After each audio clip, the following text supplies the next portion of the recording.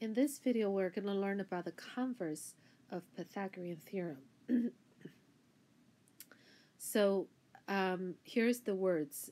It's quite a mouthful. It says that if the square of the length of the longest side of a triangle is equal to the sum of the squares of the length of the other two sides, then the triangle is a right triangle. It's such a mouthful. I'm not expecting you to repeat that at all. However, I do expect you to explain this by using this triangle right there. So what this is saying is that if I square the longest side, which is C is my longest side, as you can see from the diagram, if you square that, and then I also square the other two sides, but I add the other two sides, and if there's a equation here, equality here, then I know my angle C here would be a right angle at 90 degrees. So that's what the converse says. So starts from the sides. If this relationship exists, C squared equals A squared plus B squared, then we have a right triangle.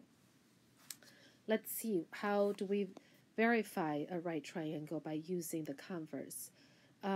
It's asking us if ABC is a right triangle.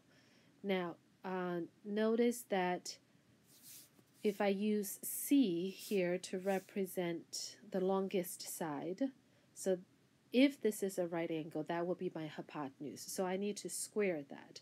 And then after that, I need to see if my, after I squared, if that equals A squared plus B squared, right? So I plug in all the numbers. I should have 20 squared. Does it equal to 12 squared plus 16 squared? If I do my math correctly, as you can tell, right here, right here, I have whatever is on my left side equals my right-hand side. Therefore, it is true that C squared equals A squared and B squared.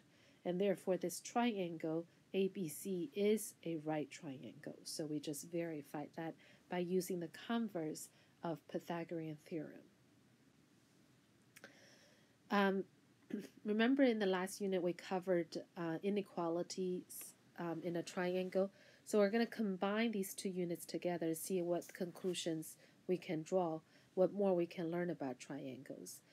In triangle ABC, the longest side is C. So if I have my longest side here under C, if C squared is less than the sum of the other two sides squared, meaning if C squared is less than A squared plus B squared, then this triangle is an acute triangle. Okay? Do not memorize this. Look at this relationship. It makes a lot of sense.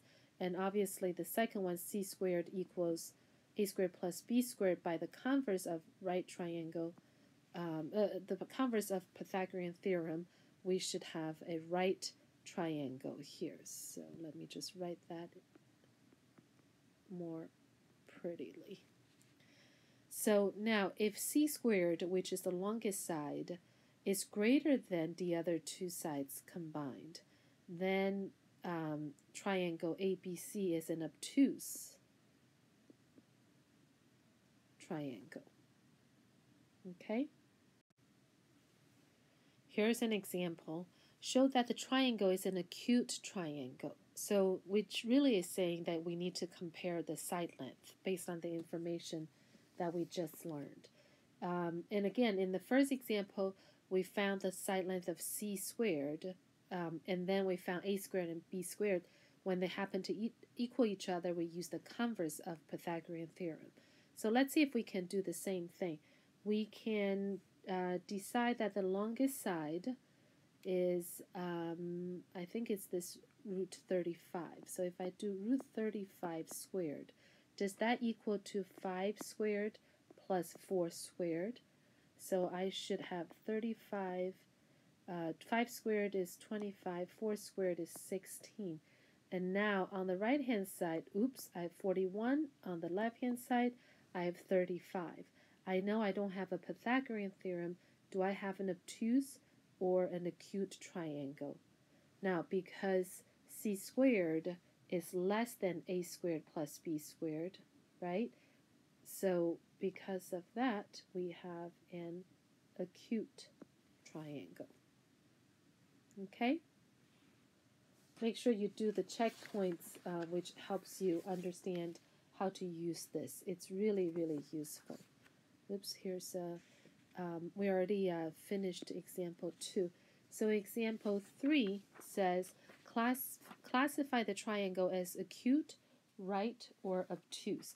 It should be exactly the same thing. So we're trying to find out the longest length, which is 8. 8 squared. Does that equal to the other two sides squared, and the sum of the other two sides squared, or the square of the other two sides? I should say that more precisely. So let's see, if I say a squared, should that be equal, is that equal to 5 squared plus 6 squared, right? So 5 squared is 25, 6 squared is 36, 8 squared is 64. I end up having 64 on the left-hand side. I should have 61 on the other side. So in this case, the longest side squared is greater. So c squared is greater than a squared plus b squared, and therefore this is an obtuse triangle. And you can sort of tell it's slightly over 90 degrees. Okay, so that's how we use the converse of Pythagorean theorem. And usually the scenarios that we use that converse is when we're asked to judge whether a triangle is obtuse, right, or acute triangle by given the length of the sides. And we have to find out the relationship between c squared and the sum of a squared and b squared. Okay, guys, thank you very much. Bye now.